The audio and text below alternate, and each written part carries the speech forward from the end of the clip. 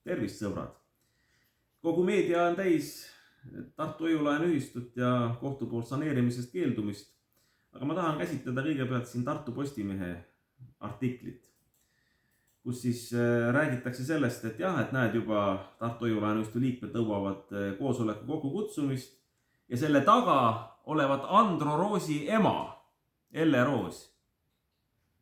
Elle Roos on Tartu Hoiu-laenuühistu nõukogu liige 2006. aastast, 5 korda valitud liikmete poolt. Ei näe äriseadustik ette ega Tartu Hoiu-laenuühistu põhikiri sellist positsiooni ega valitavat ametikohta nagu Andro Roosi ema. Elle Roos on korduvalt küsinud tänaselt juhatuselt dokumente. Neid dokumente ei ole saadetud, kuigi äriseadustiku kohaselt igal nõukogu liikmel on õigus küsida ja saada igasugust informatsiooni juhatuselt. Seda Tartu Postimees ei kajasta. Tartu Postimees kajastab hoopis nõukogu esimehe Harri Raudvere valet, et nõukogu ja juhatus pidi olema Tartu Hoiu-laenuühistus ühtne ja nõukogu on asja arutanud. Kulla Tartu Postimehe ajakirjanikud, küsige siis nõukogu esimehelt Harri Raudverelt koosoleku protokolle.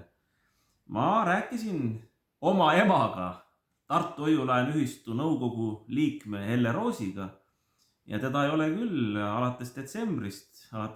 detsembrist mitte ühelegi Tartu Hoiu-laenuühistu nõukogu koosolekule kutsutud. No vahepeal Tartu Postimees veel kirjutas Harri Raudvere sõnu, et pidi olema mingi nõukogu kriisikomisjon, kes asju uurib ja mingit siserevisjoni teeb.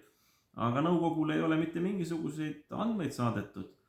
Isegi pikk nimekiri oli nõukogul, mida juhatuselt taheti, kui mina veel juhatuses olin. Aga siis, kui mina juhatusest ära läksin, ei ole juhatus nõukogule küll nagu seda pikka nimekirja dokumente saatnud. Ja millele pöörake veel tähelepanu, ma panen esimesse kommentaari selle. Eesti Hoiu-laenuühistute Eesti Panga statistika koondbilants. Võrrelge novembrit ja detsembrit.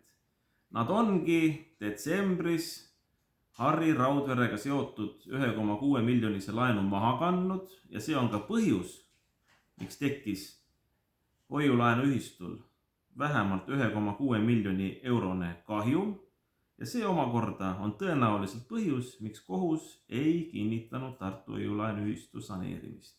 Nii et poisid, tüdrukud, ise susserdate Tartu Hoiu-laenuühistus, ise valetate, vassite ja kahjustate sellega liikmete huve. Ja Tartu Postimees, kullapoisid, ei kajasta seda, vaid seal on oma sõbrad ja tuttavad tänase Tartu Hoiu-laenuühistu võimumeeste poolt ja nende sõnu kajastatakse kontrollimata. Nii et uurivad ajakirjanikud, hakake teie tegema ka oma ülesannete vääriliselt tööd.